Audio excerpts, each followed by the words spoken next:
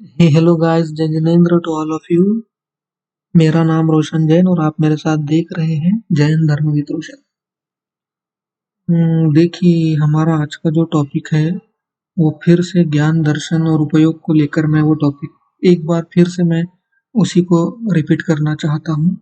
क्योंकि देखिए, ये जो ज्ञान दर्शन का जो हमारा पिछला टॉपिक था, आप सभी को पता होगा। उस वीडियो में मैंने आपको मति ज्ञान और श्रुत ज्ञान, दो ही ज्ञान, जो 5 मेन ज्ञान होते हैं, उनमें से मैंने आपको मति ज्ञान और श्रुत ज्ञान जो मैंने बताया था कि एक्चुअल में अगर हमको समझना है तो हम कैसे समझ सकते हैं। लेकिन मैंने उसी वीडियो में आपको बताया था कि मैं मन पर्याय ज्ञान, अवधि ज्ञान, इन दोनों ज्ञानों को, और केवल ज्ञान तो हमें पता ही है, तो इन दो ज्ञानों को मैं ठीक तरह से नहीं समझ पाया हूँ, नहीं समझ पा रहा हूँ। तो इसीलिए मैंने उस वीडियो में सिर्फ और सिर्फ आपको 5, देखिए, मेन तो ज्ञान के 5 ही प्रकार होते हैं, जो टोटल 8 हमने पिछली वीडियो में देखे थे। तो वो 8 तो मतलब और भी डिटेल पार्ट हो गए, लेकिन जो मेन, जो जैन धर्म में अगर आपको कोई भी पूछे ज्ञान के कितने प्रकार होते हैं, तो 5 ही होते हैं। तो उन पाँचों को आज मैं इस वीडियो में फिर से एक बार आपके साथ लेना चाहूँगा, और मैं इस वीडियो में एक्चुअली मैं पाँचों को एक सिंपल भाषा में आपको समझाना चाहूँगा। इसीलिए ये आज का भी वीडियो फिर से रिपीट होने जा रहा है ज्ञान दर्शन और उपयोग पे। तो देखिए, सर्वप्रथम तो हमें यही समझना है कि ज्ञान क्या होता है। तो ज्ञान क्या है? सर्वप्रथम ज्ञान मतलब जानने की जो क्षमता होती है, जानने की जो एबिलिटी होती है, वो जीव के पास में जो जानने की क्षमता होती है, उसे हम बोलते हैं ज्ञान। और ज्ञान के जैन धर्म में होते हैं 5 प्रकार। मुख्य ज्ञान के जो 5 प्रकार होते हैं वो होते हैं 5 प्रकार। तो सर्वप्रथम जो होता है मति ज्ञान। हाँ, सर्वप्रथम जो हमारा ज्ञान होता है वो होता है मति ज्ञान। तो मति ज्ञान किसे कहते हैं, अभी देखिए सिंपल भाषा में अपन देखेंगे, मतलब कंसेप्ट क्लियर हो जाए पांचों ज्ञान का। देखिए, जो ज्ञान को जानने के लिए, समझने के लिए हमें हमारे पांचों इंद्रियों की और हमारे मन की और हमारे माइंड की, इन सब सभी चीज़ों का एक जोड़, एक कॉमन, एक संयुक्त, एक कॉम्बिनेशन हमको चाहिए। और इनके सभी कॉम्बिनेशंस के साथ में अगर हम किसी चीज़ को समझ सकते हैं, अगर हम किसी चीज़ को जान सकते हैं, तो उसे कहते हैं मति ज्ञान। मति का अर्थ होता है हमारी बुद्धि। मति ज्ञान हमारी बुद्धि से रिलेटेड है, हमारी माइंड से रिलेटेड है, हमारी बौद्धिक क्षमता से रिलेटेड है। तो पांचों इंद्रियों द्वारा और हमारे दिमाग के और हमारे मन के संयुक्त कनेक्शन से, कॉम्बिनेशन से जो इस संसार की समझ हमें प्राप्त होती है, जो इस संसार का मनन चिंतन हमें प्राप्त होता है, मतलब जो संसार के बारे में जो ज्ञान हमें प्राप्त होता है, जो संसार को हम जो समझ सकते हैं, वो समझने की जो क्षमता है वो सभी व्यक्तियों की अलग अलग होती है।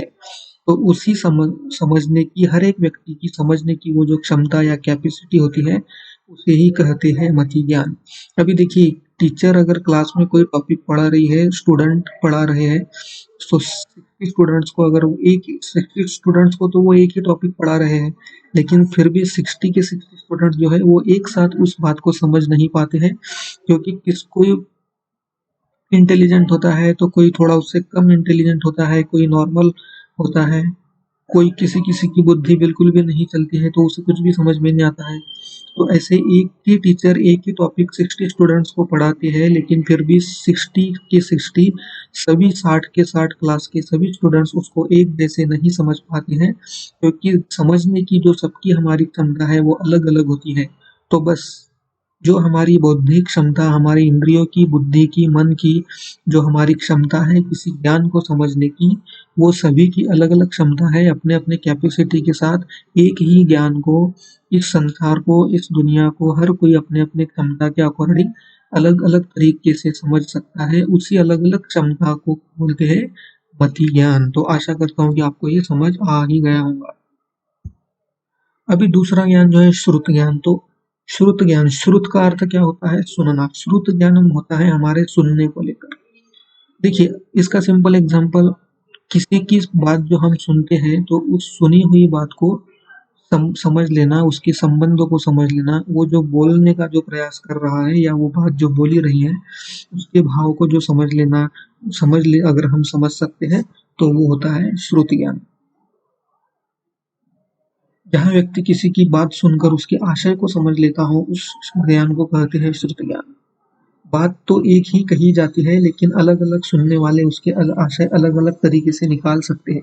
अगर एक ही व्यक्ति कोई बात अगर बोल रहा है, तो सुनने वाले अगर 10 लोग हैं, तो 10 लोग से एक ही बात सुनते हैं, लेकिन सुनने के बाद में हर कोई उस बात को जो एक्चुअल में उस बोलने वाले की बात का जो आशय है, जरूरी नहीं कि हर सुनने वाले उस आशय को सही तरह से ही ले। कोई कोई उस आशय को पूरी तरह से अगर समझ जाता है तो वो है श्रुति ज्ञान। कोई बहुत अच्छी तरह से समझेगा, तो कोई थोड़ा सा ही उसके आशय को समझेगा, तो कोई उसके आशय को बिल्कुल भी नहीं समझेगा और जो बोला रहा है उसको बहुत गलत तरीके से ही समझ लेगा।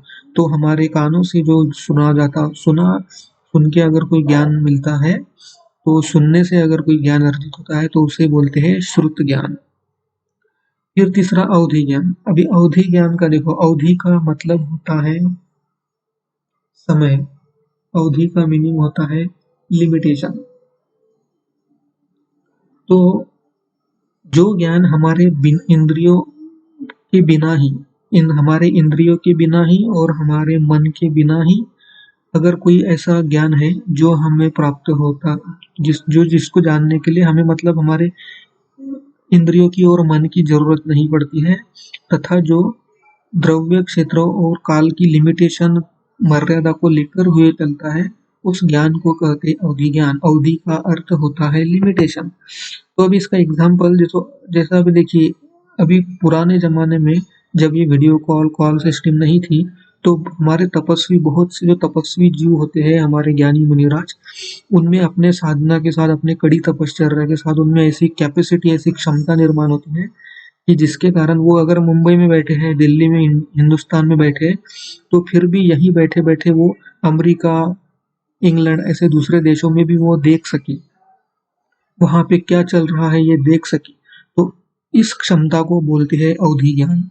अब इसे अवधि क्यों कहते हैं? क्योंकि ये लिमिटेशन के साथ चलता है, मतलब द्रव्य क्षेत्र और काल की लिमिटेशन होती है, इसीलिए इसे अवधि ज्ञान भी बोलते हैं। तो इसका मैंने बहुत अच्छा एग्जाम्पल आपको बता दिया।